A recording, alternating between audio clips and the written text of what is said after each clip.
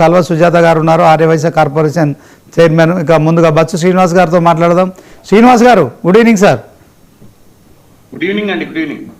Okay, మొత్తానికి BJP కావచ్చు, కాంగ్రెస్ కావచ్చు, ఉద్యమ పార్టీ నాయకుడు కేసీఆర్ను, అదే క్రమంలో బీఆర్ఎస్ పార్టీని గత ఏదైతే 14 ఏళ్ళ సమయంలో కావచ్చు, అదే క్రమంలో 10 ఏళ్ళ అధికారంలో ఉన్న సమయంలో కావచ్చు, సో కేసీఆర్ ఇమేజ్ని డ్యామేజ్ చేసే కార్యక్రమాలు చేస్తారు. అది చాలా సహజమైన అంశం. ఎందుకంటే కేసీఆర్ 14 ఏళ్ళు మరి ఉద్యమం చేసి తెలంగాణ రాష్ట్రాన్ని సాధించాడు, టీఆర్ఎస్ పార్టీని స్థాపించారు.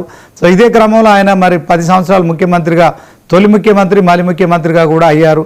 మరి ఈ క్రమంలో కవిత 11 సంవత్సరాల తర్వాత మరి ఆమె ధిక్కార స్వరం వినిపించడం, అదే క్రమంలో కేవలం బీఆర్ఎస్ పార్టీని మాత్రమే టార్గెట్ చేసుకున్నట్టుగా మనకు కనిపిస్తోంది. మరి దీన్ని మనం ఎలా చూస్తాము?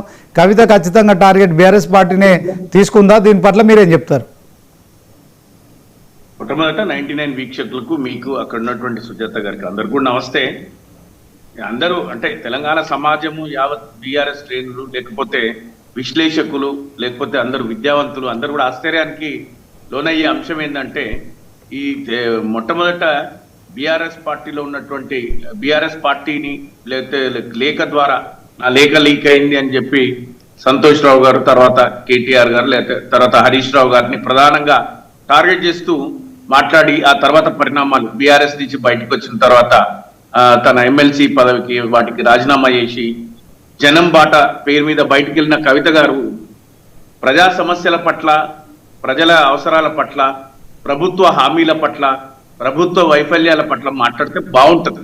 నిజంగా ఆమె నేను ముఖ్యమంత్రిని అవుతా అనేటువంటి తన ప్రబలమైన ఆకాంక్షను బయటపెట్టింది.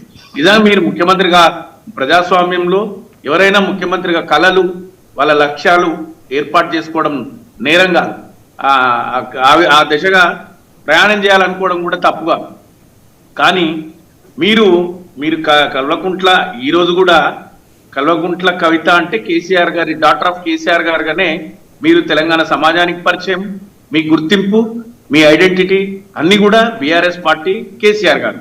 కేసీఆర్ గారిని మీరు నేరుగా అనలేని పక్షంలో నిన్న మండలిలో మాట్లాడుతూ మీరు అనేక అంశాలు మాట్లాడుతూ ఒకటి మాత్రం కాంగ్రెస్ పార్టీ ఇది పైసల పంచాయతీ, ఇది పదవి పంచాయతీ కాదు అని కాంగ్రెస్ పార్టీ మాట్లాడిన సందర్భంలో ఆమె శాసన మండలిలో కవిత గారు, నేను మా ఇలవెల్పు లక్ష్మీ నరసింహస్వామి మీద, నా బిడ్డల మీద నేను ఒక మదర్గా నా బిడ్డల మీద ప్రమాణం చేసి చెప్తున్నా, ఇది పదవి పంచాయతీ కాదు, ఇది పైసల పంచాయతీ కాదు, ఇది ఆత్మగౌరవానికి.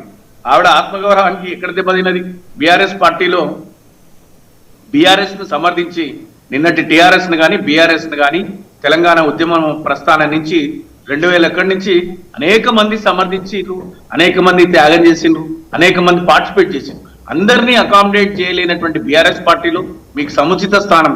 మీ ముందు మాటల్లో కూడా